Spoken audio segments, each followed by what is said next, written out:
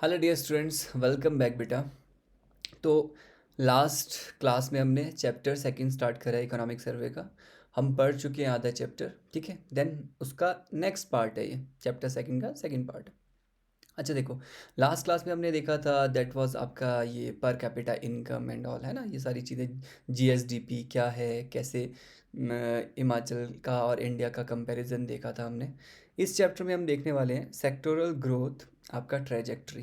That means sector based कैसा growth देखने को मिलता है हिमाचल के अंदर, ये इकोनॉमिक सर्वे जो बताता है। सबसे पहले तो सेक्टर्स जो है बेटा, तीन तरह के मेजर प्राइमरी सेक्टर्स हैं, ठीक है। इकोनॉमिक सेक्टर पहला जो है दैट इज़ आपका प्राइमरी सेक्टर। प्राइमरी सेक्टर अगर हम बात करें नॉर्मल इन शॉर्ट, अगर मैं आपको बताऊं डेफिनेशन, तो वो सेक्टर बेटा जो डायरेक्टली लिंक्ड होता है विद रॉ मटेरियल्स। मतलब जहाँ पे भी आपको रॉ मटेरियल की बात की जा रही होगी, रॉ मटेरियल से रिलेटेड जो भी आपका बिजनेस है ना, जो भी इकोनॉमी जनरेट हो रही है, वो आता है प्राइमरी सेक्टर के अंदर। आपको पेपर में पूछ सकता है सीधा सीधा कि कौन सा जो है पार्ट, कौन सा सब सेक्टर किस सेक्टर का पार्ट है। लाइक क्रॉप जो है वो किसके अंदर आता है, लाइव स्टॉक किसके अंदर आता है ना। और लाइव स्टॉक जो है इसके अंदर आप देखोगे ये एग्रीकल्चर जो है, ये भी एक पार्ट है बेटा इसका, ठीक है। एग्रीकल्चर, एनिमल हस्बेंड्री, ये सब आ जाएगा प्राइमरी सेक्टर में। एग्रीकल्चर भी आएगा, एनिमल हस्बेंड्री भी आएगा, यहाँ पे मिस हो गया प्लीज़, हाँ, तो उसको याद रख लेना। क्रॉप्स हो गए, लाइव स्टॉक्स तो है ही, एनिमल हस्बेंड्री के अंदर सब आता है, क्रॉप लाइफ, ये लाइव स्टॉक वगैरह सब आता है एनिमल हस्बेंड्री में। फॉरेस्ट्री और आपका लॉगिंग, देन आपका फिशरीज, फिर हो गया आपका माइनिंग एंड क्वेरिंग। तो ये सारे के सारे जो हैं, लॉगिंग इज आपका cutting of trees. After that जो टिम्बर्स बन रहा है, टिम्बर मतलब जो एक मॉनिटरी पार्ट हो गया फॉरेस्ट का, है ना, जिससे हम पैसा जनरेट कर रहे हैं फॉरेस्ट को काटने के बाद, तो वो हमारा आता है लॉगिंग के अंदर। Okay, so then second sector is आपका सेकेंडरी सेक्टर। सेकेंडरी सेक्टर में मेनली मैन्युफैक्चरिंग पार्ट आता है, जहाँ पे आप प्राइमरी सेक्टर को as an raw material use करके कुछ प्रोडक्ट बना रहे हो। तो मैन्युफैक्चरिंग मेनली इसके अंदर आता है, इलेक्ट्रिसिटी हो गया, गैस हो गया, वाटर सप्लाई हो गया, और कंस्ट्रक्शन भी इसी के अंदर आता है। देन आता है आपका टर्शरी सेक्टर, जिसके अंदर हम ट्रेड, होटल्स, होटल इंडस्ट्री हो गया, है ना, transportation, communication, financial services and real estate. Real estate मतलब बिल्डिंग का लेन देन और ये सब। प्रोफेशनल कुछ सर्विसेज, प्रोफेशनल सर्विसेज लाइक कोई आप प्रोवाइड करते हो ऑनलाइन कोई सर्विस, हॉस्पिटल का कोई किसी भी तरह का जो आप किसी को मतलब सेवा दे रहे हो, सर्विस दे रहे हो, सब आते हैं इसके अंदर। पब्लिक एडमिनिस्ट्रेशन भी टर्शरी सेक्टर का ही पार्ट है, ठीक है। ये तो हो गए सेक्टर्स, कौन से सब सेक्टर है किस सेक्टर के अंदर। नेक्स्ट आपको जो पेपर में याद रखना है वो है आपका comparative sector wise growth rate. तो क्या होता है कि जब हम सेक्टर बेस्ड ग्रोथ रेट देखते हैं, वो देखते हैं बेटा on the basis of GVA, that is gross value added. आप जब पढ़ते हो इकोनॉमिक्स में, जब हम पढ़ते हैं ना GDP, हम निकालते हैं, अलग अलग तीन मेथड्स है मेजर हमारे पास, है ना, GDP कैलकुलेट, और नेशनल इनकम भी आप बोल सकते हो कि नेशनल इनकम को कैलकुलेट करने के। तो ये जो तीन मेथड है उसमें एक मेथड आता है दैट इज़ आपका gross value added. Comment box में मुझे बताना ज़रा दो मेथड और कौन कौन से, ठीक है। तो ग्रॉस वैल्यू एडिड में क्या होता है बेटा कि कोई सामान जो है, जब आपका ए से लेकर लास्ट कोई जी तक पहुंच रहा है, दैट मीन्स कि जहां से वो शुरुआत हो रही है उसकी मॉनेटरी वैल्यू बनने की, उसके बाद उसमें रास्ते में हर एक स्टेप पे कुछ वैल्यू एडिशन हो रहा है, और अल्टीमेट जो प्रोडक्ट लास्ट में जाके बन रहा है उसका कुछ वैल्यू निकल के आ रहा है। तो हर स्टेप पे जो वैल्यू में एडिशन हो रहा है उस चीज़ के अंदर, वो एडिशनल वैल्यूज़ को लास्ट तक कैलकुलेट करते हैं, ठीक है। तो वो आता है GVA, ग्रॉस वैल्यू एडिड।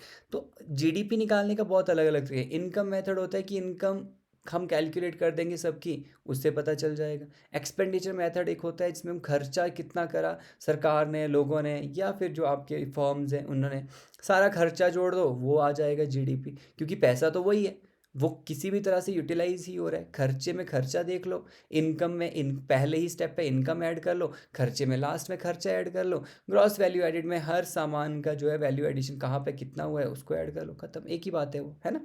तो ग्रॉस वैल्यू एडिड में कुछ ऐसा होता है, जैसे कि टिम्बर की बात करते हैं। जंगल में जब तक कोई आपका लकड़ी एक पेड़ की तरह है, तो वो पेड़ का वैल्यू ज़ीरो है जब तक, अकॉर्डिंग टू इकोनॉमिक्स उसका वैल्यू ज़ीरो है, क्योंकि उसका कोई अभी क्या कोई मॉनेटरी वैल्यू नहीं है जब तक उसको हमने टिम्बर्स में कन्वर्ट नहीं करा, लॉग्स में कन्वर्ट नहीं करा। हमने पेड़ काटा, अब वो बन गया जी टिम्बर, अब वो पेड़ काटने कूटने का फैक्टर्स आपको पता है ना, फैक्टर्स ऑफ प्रोडक्शन 4 फैक्टर्स होते हैं अलग अलग, है ना बेटा। तो ये जो फर्स्ट चैप्टर सेकंड चैप्टर है इकोनॉमिक्स का, बहुत बेसिक चैप्टर्स हैं, वो आपको थोड़े बहुत अगर पता होंगे तो ये चीज़ ईजी हो जाती है ना। तो अगर नहीं पता है, थोड़े से चैलेंजेस आप फील करते हो इकोनॉमिक्स में इन सारी चीज़ों में, देन प्लीज़ डू कमेंट, मैं आपको फिर वो बेसिक्स भी करवा दूंगा। आप मुझे कमेंट सेक्शन में ज़रूर लिखना कि सर आपको ज़रूरत है वो बेसिक्स की या नहीं है ना। मैं मतलब मैं आपको करवाऊँ या ना करवाऊँ। Okay, so primary secondary and tertiary 3 तरह के सेक्टर्स हैं। तो सबसे पहले यहाँ पे पेपर में क्या पूछेगा उस पे आते हैं।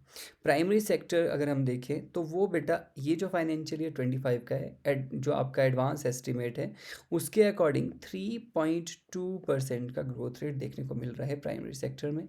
सेकेंडरी सेक्टर जो है, तो यहाँ पे लिख रहे हैं क्या बोल रहा है, एट बोलता है कांस्टेंट प्राइस पे, ठीक है। तो क्या है ये हमारा comparative sector wise growth rate है। तो सेक्टर वाइज हम ग्रोथ रेट देख रहे हैं, और किसका, ग्रॉस वैल्यू एडिड का। याद रखना growth rate of gross value added है ये सिर्फ। तो growth rate of gross value added primary sector में अभी 3.2% रहने वाला है, और रहा मतलब according to economic survey advance estimate में। एंड सेकेंडरी सेक्टर में 8.1% एंड टर्शरी सेक्टर में 5.9%। तो सबसे ज़्यादा जीवीए में अगर देखें तो वो रहा है आपका सेकेंडरी सेक्टर 8.1%। अगर हम बात करें लास्ट फाइनेंशियल ईयर की 24 की, तो यहाँ पे जो है -1.7% का डिक्लाइन हुआ था प्राइमरी सेक्टर में लास्ट फाइनेंशियल ईयर में। लेकिन सेकेंडरी सेक्टर सबसे ज़्यादा ग्रोथ रेट दिखाया था, सेकेंडरी सेक्टर ने 9.4% का, एंड 6% का ग्रोथ रेट जो है हमें देखने को मिला था टर्शरी सेक्टर में। अगर इस बार देखें बेटा तो सिर्फ प्राइमरी सेक्टर ही जो है वो जीवीए में इंक्रीज़ हुआ है, लेकिन सेकेंडरी सेक्टर भी घटा है, टर्शरी सेक्टर भी घटा है 0.1%। इस तरह से कंपैरिजन बेस्ड आपको देखना होता है चार्ट, ठीक है। तो प्राइमरी सेक्टर में ही सिर्फ इंक्रीज देखने को मिला है, बाकी दोनों में डिक्रीज हुआ है। लेकिन अगर हम बात करें 25 फाइनेंशियली की, तो सबसे ज़्यादा इंक्रीज जो है तीनों में अगर देखा जाए तो वो है आपका सेकेंडरी सेक्टर में। कंपैरिजन बेस्ड देखा जाए पिछले साल से अभी वाले साल के लिए, तो हम देख रहे हैं कि प्राइमरी सेक्टर जो है वो ग्रोथ हुआ है सिर्फ, सेकेंडरी और टर्शरी सेक्टर में डिक्लाइन देखने को मिला है, ठीक है। तो कंपैरिजन तो ये पूरा 2000 फाइनेंशियल ईयर 19 से है, तो 19 का भी एक बार चेक कर लेना, है ना। और FR SR क्या होता है, advance estimate is AE, FR is first revised estimate. मैंने बोला था कि जब फाइनेंशियल ईयर ख़त्म हो जाता है उसके बाद फिर जो पिछले फॉरकास्ट होते हैं उनको रिवाइज़ किया जाता है, चेक किया जाता है कि जो फॉरकास्ट था क्या वो सही आया या नहीं आया, क्योंकि सारा डाटा आ चुका होता है। तो रिवाइज अलग अलग बार होते हैं, फर्स्ट रिवीजन, सेकंड रिवीजन, इस तरह से आता है ना। तो 23 फाइनेंशियल ईयर के अंदर जो सेकंड रिवीजन में हुआ था तो वो इस तरह का था। सारे डाटा तो याद रहेगा भी नहीं, तो पढ़ने की ज़रूरत भी नहीं है बेटा। तो ये एटलीस्ट कंपैरिजन में लास्ट वाला देख लेना हमेशा, और स्टार्टिंग के 2 देख लेना, और बीच में जब आपको देखने को लग रहा है कि बहुत नेगेटिव हुआ था कोविड के टाइम का, फिर भी याद रख लेना कोविड के टाइम पर में प्राइमरी सेक्टर जो है ये सबसे ज़्यादा हर्ट हुआ था। तो वो -6.5% का डिक्लाइन देखने को मिला था 21 फाइनेंशियल ईयर में। एंड सेकेंडरी सेक्टर जो है वो -4.3% का डिक्लाइन देखने को मिला, एंड टर्शरी सेक्टर जो है दैट वाज -3.3। तो प्राइमरी सबसे ज़्यादा हर्ट हुआ, देन सेकेंडरी, फिर जाके लास्ट था टर्शरी सेक्टर -3.3%। तो इस तरह से ये एक बहुत बड़ा चेंज बीच में देखने को मिल रहा है। नेगेटिव प्राइमरी सेक्टर में डिक्लाइन 2 जगह देखने को मिलता है, एक 24 फाइनेंशियल ईयर, एक 21 फाइनेंशियल ईयर। सेकेंडरी सेक्टर में नेगेटिव जो है वो आपको देखने को मिल रहा है 2 जगह, एक 20 वाला फाइनेंशियल, एक 21 वाला फाइनेंशियल। एंड टर्शरी सेक्टर में बस एक ही जगह नेगेटिव देखने को मिल रहा है, दैट इज़ आपका फाइनेंशियल ईयर 21। ओके, इस तरह की कुछ चीज़ें हैं जो आपको याद रखनी। Next, sectoral composition of gross state value added at current price. अब ये तो सबको पता है, मैंने पिछले लेक्चर में बहुत अच्छे समझा दिया, करंट प्राइस, मार्केट प्राइस, ये सब कुछ है ना। तो करंट प्राइस बेस्ड यहाँ पे ये बोल रहा है सेक्टोरल कंपोजिशन कैसा है। मतलब अगर हम बात करें पूरे स्टेट का ग्रॉस स्टेट वैल्यू एडिड, मतलब पूरे स्टेट के अंदर जितने भी इकोनॉमिक सेक्टर्स हैं उन सब का ग्रॉस वैल्यू एडिड देखें, तो वो टोटल ग्रॉस वैल्यू एडिड का प्राइमरी सेक्टर कितना कम उसके अंदर पार्टिसिपेट कर रहे हैं, सेकेंडरी कितना कर रहे हैं, टर्शरी कितना कर रहे हैं। अगर हम बात करें फाइनेंशियल ईयर 25 की एडवांस एस्टिमेट के अंदर, सो प्राइमरी सेक्टर का सबसे ज़्यादा बड़ा रोल है बेटा, दैट इज़ 45.3%। सेकेंडरी सेक्टर जो है that is 39.5%। And sorry mistake, क्योंकि प्राइमरी सेक्टर तो सबसे कम हो गया है ना, तो आपको प्राइमरी सेक्टर यहाँ से शुरू हो रहा है, primary secondary tertiary sector. Index आप चेक कर लेना, है ना, ये इस पर ध्यान नहीं दिया मैंने। तो ये इंडेक्स ज़रूर देख लेना, कभी भी आप चार्ट पढ़ते हो कहीं पर भी तो उस इंडेक्स को कंपेयर करना। सो प्राइमरी सेक्टर जो है बेटा वो, ये ना, प्राइमरी सेक्टर आफ्टर इंडिपेंडेंस सबसे ज़्यादा था, 50% मोर देन 50% हुआ करता था इसका शेयर, क्योंकि एग्रीकल्चर ही था और कुछ था ही नहीं, सेकेंडरी टर्शरी तो था ही नहीं। धीरे धीरे हमने सेकेंडरी सेक्टर इवॉल्व करा, बट सेकेंडरी सेक्टर के बाद इमीडिएट हम टर्शरी सेक्टर पे चले गए और टर्शरी सेक्टर ने जो है वो सबसे ज़्यादा ग्रोथ रेट पकड़ा है। तो प्रेजेंट टाइम में इंडिया में टर्शरी सेक्टर, चाहे इंडिया बोले चाहे हिमाचल बोले, सबसे ज़्यादा जो आपका, अगर आपको इकोनॉमी के अंदर देखने को मिलेगा शेयर, तो टर्शरी सेक्टर का ही है वो। ठीक है, तो टर्शरी सेक्टर 45.3%, अगेन सॉरी, हाँ, तो ध्यान से देखते रहना। And secondary sector is 39.5%। Primary sector जो है दैट इज 15.2%। तो प्राइमरी सेक्टर, लेकिन एक चीज़ ध्यान से देखो बेटा कि लास्ट ईयर अगर हम देखें ग्रॉस वैल्यू एडिड स्टेट का, तो उसमें अगर हम शेयर की बात करें ग्रॉस वैल्यू एडिड में, तो वो 14.7% था फाइनेंशियल ईयर 24 में, अब बढ़ गया है वो 15.2%। तो प्राइमरी सेक्टर का टोटल कंट्रीब्यूशन बढ़ा है, पहले तो ये याद रखना। सेकेंडरी सेक्टर का कंट्रीब्यूशन घटा है 0.5%, और ये बढ़ा है, सेकेंडरी सेक्टर घटा है। Tertiary sector as it is constant देखने को मिलता है 24-25 दोनों में, ये भी कंपैरिजन याद रखना। 23 का फाइनेंशियल ईयर अगर हम देखें तो 23 से तो हमें देखने को मिलता है कि वो इंक्रीज़ हुआ है, प्राइमरी सेक्टर हर साल इंक्रीज़ हुआ है 2023 फाइनेंशियल ईयर 23 से, लेकिन सेकेंडरी सेक्टर हर साल घटा है, 23 के बाद 24 के बाद 25 में भी घटा है। एंड टर्शरी सेक्टर 23 में ज़्यादा था, फिर 4 में घटा, 4-5 में कांस्टेंट रहा। ठीक है, तो ये 3 सालों का कंपैरिजन देख लो, और हमने देखना है 21 का।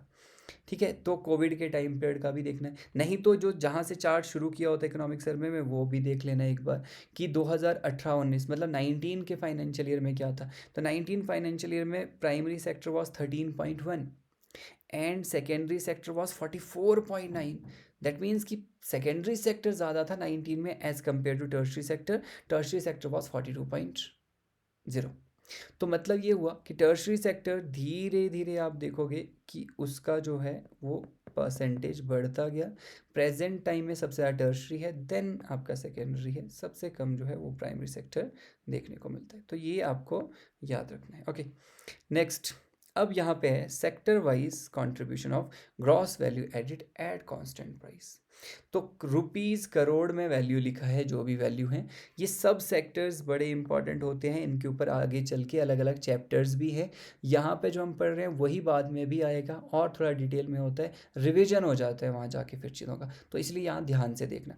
तो यहाँ पे बोलता है बेटा एग्रीकल्चर, वही मैंने कहा था कि यहाँ पे प्राइमरी सेक्टर के अंदर आप एग्रीकल्चर देखोगे, अलाइड एक्टिविटीज़ है, माइनिंग है, क्वेरिंग है। तो यहाँ पर ये जो प्राइमरी सेक्टर है इन शॉर्ट, और उसके अंदर ये 3-4 जो कंपोनेंट्स हैं, उनका अगर हम देखें फाइनेंशियल ईयर 24-25 के अंदर, तो 24-25 में आप देखो ज़रा एडवांस एस्टिमेट में कितना करोड़ रुपए है, दैट इज़ 32,868। तो 32,868 करोड़ रुपए का जो है यहाँ पे शेयर है। ठीक है, किसका? Agriculture, allied activity, mining, quarrying का, प्राइमरी सेक्टर जो है उसके ये मेजर कंपोनेंट्स। ठीक है, तो अभी कितना है वैल्यू वो याद रखना, करोड़ रुपीज़ में है। देन सेकंड अगर हम बात करें बेटा, तो वो आपका आता है सेकंड सेक्टर सेकेंडरी। तो सेकेंडरी के अंदर लेकिन यहाँ कौन कौन सी चीज़ें हैं ध्यान दो, मैन्युफैक्चरिंग है, इलेक्ट्रिसिटी है, और बोलता है आपका यूटिलिटी एंड कंस्ट्रक्शन। तो ये सारे सेक्टर्स इकट्ठे मिलके जो है वैल्यू दैट इज़ 85,706 करोड़ रुपए। तो 32,868 करोड़ रुपया agriculture, allied activity, mining, query में, एंड सेकेंडरी सेक्टर के अंदर जो है that is 706। Total secondary sector की बात नहीं हो रही है, ये 4-5 जो कंपोनेंट हैं उनको इकट्ठा लेके यहाँ पे बोल रहे हैं। ऑल दो कि यहाँ पे जो आप पढ़ रहे हो ये इतना ज़्यादा भी इम्पॉर्टेंट, आप थोड़ा बहुत इसको जस्ट देख लो कितना कितना है। ज़्यादातर जो बेटा याद रखने का है वो तो जब इनके डिटेल में चैप्टर अलग से आएगा ना, तो वहाँ पे आपको याद रखना है और ज़्यादा डिटेल में होगी चीज़ें, ठीक है। बस यहाँ पे एक थोड़ा थोड़ा देख लो। सर्विस और टर्शरी सेक्टर के अंदर जो है दैट इज़ आपका 98,245 करोड़ रुपए, ठीक है। ग्रॉस वैल्यू एडिट अगर हम देखें, एट बोलता है करंट बेसिस प्राइस, तो करंट प्राइस पे ग्रॉस वैल्यू एडिट जो है टोटल वो ये है, gross value added at current price पे, मतलब नॉमिनल अगर हम देख रहे हैं अभी जो चल रहा है प्राइस, तो उस पे हो गया यहाँ पे 2,16,819 करोड़ रुपए। और अगर हम बात करें net of taxes, that means यहाँ पे ये बोल रहा है add product taxes and less subsidies. जब भी हम नेट ऑफ टैक्सेस की बात करते हैं तो नेट टैक्स का मतलब होता है बेटा जितना टैक्स सरकार जो है आपका ऐड कर रही है किसी प्राइस के अंदर, साथ में लेकिन हम सब्सिडी को क्या कर रहे हैं, हटा रहे हैं, क्योंकि सब्सिडी तो गवर्नमेंट दे रहा है, तो सब्सिडी को हमने एक्सक्लूड कर दिया, टैक्सेस को ऐड कर दिया, फिर जाके आ रहा है नेट टैक्स। तो ये नेट टैक्स जो है वो कितना है, 15,366 करोड़, ठीक है। अगर हम बात करें मार्केट प्राइस पे जीएसडीपी, इसको मैं आपको समझा देता हूँ क्या क्या चीज़ें है ये। मार्केट प्राइस क्या होता है, फैक्टर्ड कॉस्ट क्या होता है ना। तो आप ये भी बेसिक इकोनॉमिक फर्स्ट चैप्टर का पार्ट है। अगर हम देखें बेटा फैक्टर्ड कॉस्ट, तो मतलब जो सामान आप देखोगे कि फैक्ट्री में बन के आ रहा है वो हो गया फैक्टर्ड कॉस्ट, सिंपल सा है। Factored cost is equal to हमारे पास क्या होगा, ये एक जो मार्केट में प्राइस है ना, जो मार्केट में प्राइस है प्लस सब्सिडी माइनस टैक्स, ये होता है फैक्टर्ड कॉस्ट। मतलब मार्केट में जो आप सामान ले रहे हो, मान लो एग्जांपल से समझाता हूँ, एक कोई 100 रुपए का आपने चलो छोड़ो 100 रुपये, 1000 रुपये लेते हैं। 1000 रुपये का आपने ना लैपटॉप लिया है बेटा, लेकिन ये प्राइस 1000 रुपये पे, 1000 आपने दिया दुकानदार को, लेकिन सरकार ने एक स्कीम चलाई थी कि भाई तुम्हारे बढ़िया नंबर आ रखे हैं +2 में, तो आपको हम 500 का सब्सिडी दे रहे हैं, इसलिए 1000 का पड़ा। मतलब वैसे तो ये कितने का, 500 इसमें और जुड़ना था, लेकिन 1000 रुपया जो ये आपने पैसा दिया, उसमें आपने ना 100 रुपया टैक्स का भी दिया। तो अब हुआ क्या क्या देखो, आपने पैसे दिए 1000, लेकिन ये 1000 में 900 जमा 100 है, 100 है टैक्स, 900 इसका प्राइस, लेकिन यहाँ जो आपने 1000 दिया उसमें आपको 500 और देना पड़ता अगर सब्सिडी नहीं होती, क्योंकि सरकार ने सब्सिडी दी। तो मतलब यहाँ प्राइस क्या बना, प्राइस बना एक्चुअल 500 जमा 900। अब टैक्स जो होता है ना वो एक्स्ट्रा उसी पैसे का अमाउंट है, दैट मीन्स कि एक्चुअल प्राइस जो है दैट इज आपका जो आपने पे करा था विदाउट टैक्स प्लस जो सब्सिडी मिला था, तो एक्चुअल हो गया 1400। क्या हो गया, तो जो इसको बनाने में पैसा लगा दैट इज 1400, टैक्स तो अलग लगा बाद में, सर्विस चार्ज एंड ऑल ये सब मिला के, पर जो फैक्टर्ड कॉस्ट है ना, फैक्ट्री में जो सामान जब बन रहा था उस पर टैक्स नहीं है, उस पर सिर्फ जो बनाते टाइम फैक्टर कॉस्ट, चार जो अलग अलग फैक्टर थे उनका जो खर्चा और प्रॉफिट मिला के जो था दैट वॉज 1400। तो मतलब ये हुआ कि जब हम फैक्टर्ड कॉस्ट निकालते हैं तो जो मार्केट पे प्राइस मिल रहा होता है उसमें आपको सब्सिडी अगर दे रहे होते हैं तो सब्सिडी ऐड करनी पड़ती है, क्योंकि वो सरकार बेशक दे रही है पर फैक्ट्री में तो उसका खर्चा बना है, फैक्ट्री को तो सरकार को देना पड़ रहा है पैसा, इसीलिए मार्केट प्राइस प्लस सब्सिडी और टैक्स जो है वो फैक्टर्ड कॉस्ट में नहीं मिल रहा है बेटा, वो तो रास्ते में लगा उसके ऊपर एक्स्ट्रा चार्ज, तो टैक्स माइनस हो जाएगा यहाँ पे। तो जब हम फैक्टर्ड कॉस्ट निकालते हैं that is market price plus subsidy minus tax, ठीक है। तो इस तरह से यहाँ पे लेकिन जो बात हो रही है वो हो रही है मार्केट प्राइस की।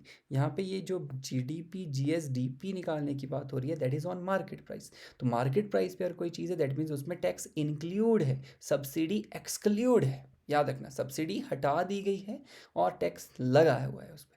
तो यहाँ पे GSDP eight market price tax के साथ का है that is 2,72,185 crore. This one 2,32,185 crore rupees. Okay, next sector wise distribution of value added and आपका एम्प्लॉयमेंट।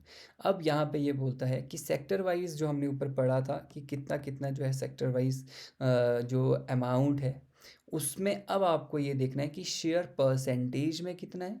हिमाचल का और इंडिया का कंपैरिजन ये बोल रहा है। साथ ही साथ में employment share is very important. मतलब वो पर्टिकुलर सेक्टर या सब सेक्टर कितना एम्प्लॉयमेंट जनरेट कर रहा है, मतलब कितने लोग वहाँ पे काम करते हैं, कितना एम्प्लॉयमेंट वो देता है लोगों को, कितने परसेंट लोगों को। तो ये इंपॉर्टेंट है। तो अगर हम बात करें प्राइमरी सेक्टर की as an whole, primary sector, तो हिमाचल में प्राइमरी सेक्टर का जो शेयर है, ठीक है, ग्रॉस वैल्यू एडिड के अंदर, दैट इज़ आपका 14.74%। इसमें अगर हम देखें बेटा, इंडिया में आता है 20.19%। एम्प्लॉयमेंट की बात करें तो हिमाचल को यही प्राइमरी सेक्टर देता है 53.98% लोगों को। पूरे जनता के 53.98, लगभग 54% लोग जो हैं वो डिपेंडेंट है एग्रीकल्चर के ऊपर, वो एम्प्लॉयमेंट देता है उन लोगों को, इतने लोगों को। 54% इज़ वेरी लार्ज सेक्शन। तो इसीलिए देखो आप कितना इंपॉर्टेंट है प्राइमरी सेक्टर हिमाचल के लिए। हिमाचल का प्राइमरी सेक्टर अगर डिस्ट्रॉय हो जाए या कोई भी प्रॉब्लम हो तो बहुत बड़ा अनएम्प्लॉयमेंट इशू हो सकता है हिमाचल में। तो गवर्नमेंट की पॉलिसीज़ और गवर्नमेंट को चाहिए कि इस सेक्टर पे बहुत इंपॉर्टेंट जो है वो मतलब रोल प्ले करे, उसके R&D में बहुत खर्च कर सकता है, उसके जो भी फॉरवर्ड बैकवर्ड जो आपके लिंकेज है उनको स्ट्रेंथन कर सकता है। इंफ्रास्ट्रक्चरल डेवलपमेंट बहुत इंपॉर्टेंट है, इसमें करने की ज़रूरत है ना। तो नेक्स्ट कभी मेंस बेस्ड हम जब इसको पढ़ रहे होंगे इकोनॉमिक सर्वे को, फिर ज़्यादा मज़ा आता है जब मैं आपको इसको पढ़ाऊंगा GS बेस्ड इकोनॉमिक्स जब, है ना, तो उसके अंदर हम इसको पढ़ेंगे मेंस बेस्ड कैसे यूज़ करते हैं सर्वे को। ओके, सो 53.98 याद रखना पॉपुलेशन डायरेक्ट, मतलब ये डिपेंडेंट है, डिपेंडेंट इन द सेंस कि एम्प्लॉयमेंट देता है ये। देन इंडिया के अंदर 46.3% एम्प्लॉयमेंट देता है एग्रीकल्चर सेक्टर, जिस प्राइमरी सेक्टर है ना, not agriculture only, primary sector total बात हो रही है यहाँ पे। अगर हम देखें एग्रीकल्चर और एलाइड सेक्टर, तो ये बेटा 14.27 हिमाचल प्रदेश में जो है 14.27% इसका शेयर है ग्रॉस वैल्यू एडिड के अंदर। एंड इंडिया के अंदर 18.19% जो है इसका शेयर है। तो अगर हम बात करें एग्रीकल्चर एलाइड के अंदर सब आता है, एनिमल हस्बेंड्री आता है, मछली पालन, ये वो ये एग्रीकल्चर सब आता है ये अलाइड एक्टिविटीज़ के अंदर, है ना। जिस ये आपका ये डेयरी हो गया, फिशरी हो गया, सब आ गया। तो हिमाचल प्रदेश के अंदर एग्रीकल्चर और अलाइड एक्टिविटीज़ जो है वो एम्प्लॉयमेंट देती हैं 53.95% लोगों को। एंड 46.08 जो है वो इंडिया में मिलता है एग्रीकल्चर एंड अलाइड सेक्टर से। तो आपको याद रखना है कौन सा सेक्टर कितने परसेंटेज देता है ग्रॉस वैल्यू एडिड के अंदर शेयर, एंड कितना परसेंट जो है हिमाचल के अंदर जो है वो एम्प्लॉयमेंट देता है। इसी तरह से secondary sector as an whole देखेंगे तो सेकेंडरी सेक्टर 39.98 है। देन इसके बाद ये जॉब देता है 22.01% लोगों को हिमाचल में। अगर हम बात करें बेटा टर्शरी सेक्टर की, टर्शरी सेक्टर हिमाचल का जो टोटल ग्रॉस वैल्यू एडिड है उसका 45.28% है। जॉब जो देता है, एम्प्लॉयमेंट जो देता है, दैट इज़ 24.01% लोगों को। तो यहाँ पे आपको ध्यान देना है कि टर्शरी इज़ 45.28, जॉब जो देता है दैट इज़ 24.01% लोगों को। Secondary sector is 39.98, job provide करता है 22.01% लोगों को। And primary sector that is आपका 14.74% शेयर है इसका GVA में, एंड जॉब जो देता है दैट इज़ 53.98% लोगों को। Okay, that's it. नेक्स्ट जो है दैट इज़ आपका gross domestic product of Himachal Pradesh India 2011-12 से 24-25 के अंदर। ये जो आपको बोल रहा है that is on the basis of current price based है एंड आपका कांस्टेंट प्राइस। तो यहाँ पे आप दो तरह से चार्ट को देखोगे, वन इज़ आपका on the basis of constant price and another one is on the basis of current price. So पिछले क्लास में भी मैंने बहुत अच्छे से समझा दिया है what is the difference between current price and constant price. Okay, तो यहाँ पे जस्ट आपको वैल्यू देखना है। चार्ट जो दिया है ये आपको बता रहा है 2011-12 2012 फाइनेंशियल ईयर 2012 से लेकर फाइनेंशियल ईयर 25 तक का चार्ट है। ओके, तो state gross state domestic product current price पे कैसे जो है आपका कितना कितना था, अभी रीसेंट कितना है gross state domestic product Himachal का, that is 2,32,185 crore rupees, 2,32,185 crore रुपया का जो है हमारा ग्रॉस स्टेट डोमेस्टिक प्रोडक्ट है। लास्ट फाइनेंशियल ईयर में इट वाज 2,10,662, तो 2,10,000 से 2,32,000 हो गया। पीछे भी हमने पढ़ लिया है 9.9 का था लास्ट ग्रोथ, अभी 10.2 का हो गया, ये हम देख चुके current price. Constant price base पे भी हमने पीछे देखा था स्टार्टिंग में लास्ट चैप्टर में, और इसका परसेंटेज ग्रोथ का कितना है ये भी याद रखना है आपको, ठीक है। जीडीपी यहाँ पे ये बोल रहा है current price base GDP India, यहाँ से आगे बेटा इंडिया का है, ठीक है। तो इंडिया का भी एक बार चेक कर लेना। जीडीपी लास्ट था 9.6% का ग्रोथ रेट था करंट प्राइस में, और 9.7% का ग्रोथ रेट इस साल है करंट प्राइस में। देन यहाँ पे आपका है कांस्टेंट प्राइस बेस्ड, तो कितना है जीडीपी इंडिया का, तो वो भी एक बार देख लेना। जस्ट आपको इतना देखना है कि 2011-12 में क्या था, अभी प्रेजेंट में कितना है, 2-3 फाइनेंशियल ईयर को आप देख के याद रख सकते हो। और 23 फाइनेंशियल ईयर में तो ग्रोथ रेट 12.3 का था, है ना, उससे पहले भी 12.3 का था। मैंने लास्ट में भी आपको चार्ट में समझा दिया है बहुत अच्छे से। ओके, सो 2011-12 से लेकर 2024-25 तक का ये हमने वैल्यू देख लिया है, दोनों का करंट प्राइस बेस भी एंड आपका कांस्टेंट प्राइस बेस भी, ठीक है। तो इस चार्ट में इतना सही याद रखने का है। देन है आपका comparative growth rate of Himachal Pradesh and आपका नेशनल इकोनॉमी। तो यहाँ पे सेम हिमाचल और इंडिया का कंपैरिजन है इकोनॉमी का, लेकिन यहाँ पे 5 ईयर प्लान्स के बेसिस पे है। फर्स्ट अगर हम देखते हैं 5 ईयर प्लान जो कि 51 से 56 तक का था, हिमाचल प्रदेश का जो आपका एवरेज एनुअल ग्रोथ रेट था, हर साल का एवरेज जो ग्रोथ रेट था दैट वाज 1.6, बट इंडिया का ग्रोथ रेट था 3.6 आफ्टर इंडिपेंडेंस, और even in first 5 year plan आप याद रखो। हाँ, देन सेकंड 5 ईयर प्लान के अंदर अगर आप देखोगे तो हिमाचल का जो एनुअल ग्रोथ रेट था दैट वाज 4.4, मतलब हिमाचल ने एनुअल ग्रोथ रेट जो सेकंड 5 ईयर प्लान के अंदर ही इंडियन एनुअल ग्रोथ रेट से आगे निकल गया था हिमाचल। इस टाइम पीरियड पे अगर आप देखते हो तो हिमाचल जो है 56 के बाद एज एन यूटी जो है, मतलब वो यूटी बन गया था ना, यूनियन टेरिटरी बन गया।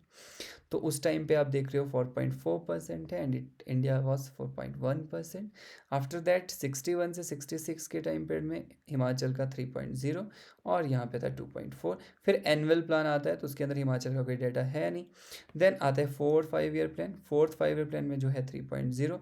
तो इस तरह से एक नेगेटिव जो है वो हमें देखने को मिलता है हिमाचल का बेटा एनुअल प्लान 1978-79 आफ्टर एमरजेंसी, जो आपके 2 एनुअल प्लान आते हैं 78 से 79, 79 से 80 वाला, वहाँ पे हिमाचल जो है -3.6% का जो है आपको देखने को मिल रहा था ग्रोथ रेट।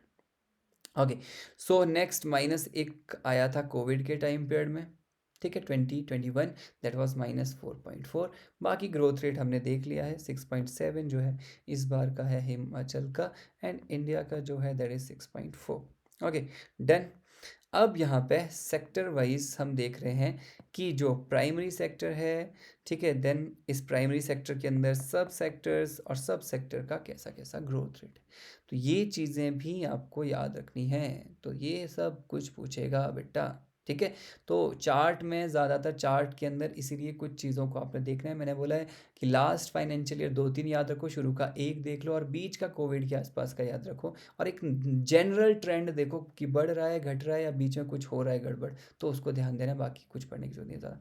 प्राइमरी सेक्टर जो कि बोलता है एम्प्लॉयमेंट देता है 53.98% लोगों को हिमाचल के अंदर, लास्ट क्लास इसी में हमने पीछे देखा अभी अभी। उसके अंदर आपको ध्यान क्या देना है कि ये जो आपका प्राइमरी सेक्टर है ग्रॉस वैल्यू एडिड के अंदर 2024-25 मतलब फाइनेंशियल ईयर 2025 में वो कितना जो है वैल्यू रखता है, दैट इज 16,625 करोड़ का। अगर हम बात करें इसके ग्रोथ रेट की, दैट इज 3.2% का ग्रोथ रेट प्राइमरी सेक्टर का 25 फाइनेंशियल ईयर के अंदर, ठीक है। और ये माइनस में था 21 फाइनेंशियल ईयर में -6.5। 21 फाइनेंशियल ईयर में अगर हम वैल्यू की बात करें तो इतना वैल्यू था करोड़ रुपीस में, प्राइमरी सेक्टर का। लेकिन सबसे इम्पॉर्टेंट ये है प्राइमरी सेक्टर के अंदर, जो कि आगे चल के भी पढ़ने वाले हैं, जस्ट एक बार देख लो, पीछे बाद में जाके रिवीजन हो जाएगा। क्रॉप्स की अगर हम बात करें प्राइमरी सेक्टर के अंदर, तो क्रॉप जो है ये फाइनेंशियल ईयर 25 के अंदर बेटा जीवीए में क्रॉप का जो आपका टोटल वैल्यू है that is 7,692 crore and which is 1.6%। तो next is live stocks. Live stock के अंदर आप देखोगे 2,952 करोड़ रुपया जो है जीवीए में लाइव स्टॉक में आपको देखने को मिलता है हिमाचल में, and which is 5.2% growth rate, 5.2 का ग्रोथ रेट देखने को मिल रहा है, ठीक है। एंड इसी तरह से logging 4.0, then fishing 7%, mining and quarrying is 6.1। तो सबसे ज़्यादा ग्रोथ रेट किस में देखने को मिला है, दैट इज़ आपका फिशिंग, और कितना है value 143 crore rupees. Last year कितना था 134 करोड़ रुपीज़ फाइनेंशियल ईयर 24 में। ग्रोथ कितना था लास्ट 6.3, अभी कितना हुआ है 7। सबसे ज़्यादा जो है ग्रोथ रेट अगर किसी का है तो इसमें प्राइमरी सेक्टर में वो फिशिंग का है। सबसे कम अगर किसी का है दैट इज़ आपका 1.6%, दैट इज़ क्रॉप का। लेकिन अगर हम कंपैरिजन करें कि लास्ट ईयर से इस साल कौन सा ज़्यादा बड़ा है, तो क्रॉप जो है वो 24 में -8.3 था, इस बार 1.6 हुआ है। तो पॉजिटिव बहुत ज़्यादा, मतलब उसने नेगेटिव से पॉजिटिव में बहुत ज़्यादा जंप करा हुआ है क्रॉप सेक्टर। लेकिन अगर इंडिविजुअल हम बोलें कि इस साल किसका ग्रोथ रेट ज़्यादा रहा इस फाइनेंशियल में प्राइमरी सेक्टर के सब सेक्टर का, so that is mine fishing 7.0। Mining जो है वो सेकेंड नंबर पे आएगा 6.1। फिर माइनिंग के बाद आपका आता है फॉरेस्ट और आपका ये एंड लॉगिंग, देन उसके बाद फिर आ जाएगा आपका 4% वाला, ठीक है। 4% is forest and logging, 5% live stock आता है पहले। तो मतलब नंबर 1 पे आ जाएगा हमारा फिशिंग, नंबर 1। सेकंड पे आ जाएगा बेटा mining and quarrying this, number 3 पे आ जाएगा आपका लाइव स्टॉक, नंबर 4 पे आ जाएगा फॉरेस्ट्री एंड लॉगिंग, फिर नंबर 5 पे आ जाएगा। ऐसे करके इसका रैंकिंग हम बना सकते हैं, ओके। देन सेकेंडरी सेक्टर के अंदर अगेन यही सब चीज़ें याद रखनी है कि 25 फाइनेंशियल ईयर के अंदर कितना जो वैल्यू रखता है सेकेंडरी सेक्टर 65,134 करोड़ रुपया। और अगर हम इसकी बात करें ग्रोथ रेट की, सो इट इज़ 8.1% का ग्रोथ रेट सेकेंडरी सेक्टर में, जो कि लास्ट फाइनेंशियल ईयर 24 में था 9.4 का ग्रोथ रेट। इस साल जो है ग्रोथ रेट घटा है लास्ट फाइनेंशियल ईयर से, ठीक है। देन इसमें भी अगर हम सब सेक्टर्स की बात करें सेकेंडरी सेक्टर में, तो यहाँ पे आपको देखने को मिल रहा है कि 11.5% का ग्रोथ रेट सबसे ज़्यादा है किसके अंदर, electricity, gas, water supply and other जो आपकी यूटिलिटी सर्विसेज है उनके अंदर 11.5% का ग्रोथ रेट देखने को मिला है। लेकिन अगर हम बात करें कंस्ट्रक्शन की, तो ये 9.4% देखने को मिल रहा है, जो कि लास्ट फाइनेंशियल ईयर से घटा है। 10 था लास्ट ईयर ग्रोथ रेट, अभी हुआ है 9.4।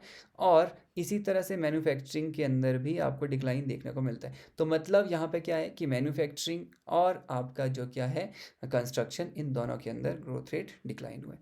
Then again tertiary sector, tertiary sector के अंदर बेटा सेम चीज़ आपको देखना है कि कौन सा ग्रोथ रेट कितना है, ठीक है। और सबसे ज़्यादा किसका है 9.4 जो है आपका ट्रांसपोर्टेशन स्ट्रॉन्ग कम्युनिकेशन का है।